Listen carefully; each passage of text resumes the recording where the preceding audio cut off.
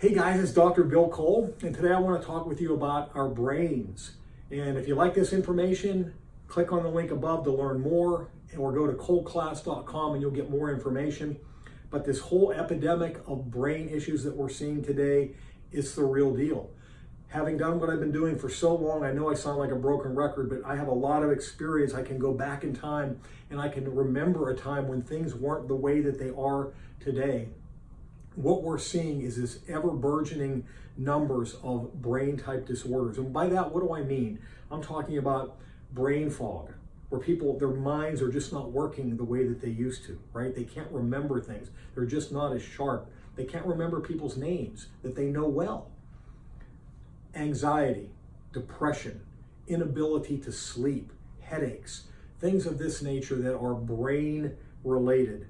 We're seeing increasing in epidemic numbers. We know that Alzheimer's is the fastest growing disease in our society, and it wasn't that long ago that it was basically non-existent. In the early cases were just people in their 40s and 50s. Well, what the heck is going on? Scientists really don't have an answer, but I think the answer is obvious, actually. I think it's what we're doing to ourselves, the things we are being exposed to in our lives. At my workshop, I go over things like the environmental working group, finding out that looking at the cord blood, the umbilical cord blood of newborn babies, and identifying hundreds of different toxins in these tiny babies.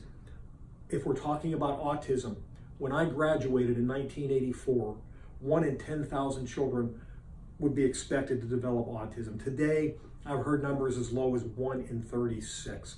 What the heck is going on, guys? It is what we are doing to ourselves.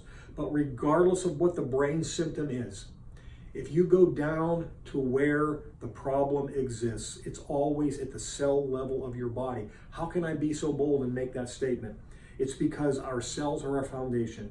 They're the building blocks that make us who we are. All function is a result of what's happening at the cell level. Any dysfunction that you have, that is a cell problem. And if we go down to that cell level, what we find is a membrane that is made of 2 layers of fat. It's called a bilipid layer. That bilipid layer allows good stuff in and bad stuff out. Good stuff would be nutrients, it would be hormones, it would be oxygen, right? And then the bad stuff is waste and toxins. Every time we make energy, we make something called ATP, but we also make waste. If you burn a log, you release heat, but you make smoke, right? The same thing happens here. Well, that has to be eliminated from the body. But if this membrane becomes damaged because we have been exposed to too many bad fats, too much sugar, and too much toxins, then now, well, my pen isn't working anymore. Now, that inflammation is going to damage that cell membrane, damage the receptors to the hormones and nutrients on that membrane. Now the good stuff can't get in the way that it's supposed to, the bad stuff can't get out, and we can become like toxic cesspools.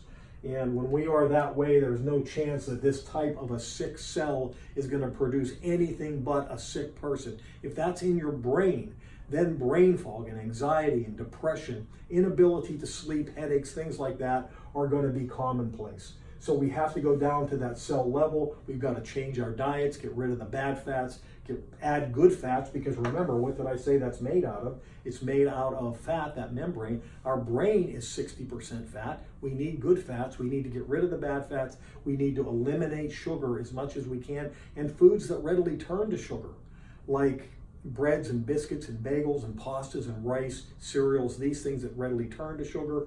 We eat in way too much abundance, and that causes this inflammatory process also. Guys, even if we're talking about our guts, we know now, science is showing that our gut, the health of our gut, impacts our brain. Over the longest nerve in our body, called the vagus nerve, the brain is connected to the gut. Have you ever been nervous and you had to go to the bathroom, or you ever been nervous where you get butterflies in your stomach? We get this gut-brain connection, and the brain-gut connection, it works in reverse too. If you have a bad gut and the cells of your gut are damaged, and now you're creating this generalized inflammatory response, it can affect the brain. We know that about 70% of Parkinson's patients which is a brain disease, right, has some relationship to a bad gut. These people have experienced gut issues over their lifetime. 7 out of 10 Parkinson's patients. So, we get this connection.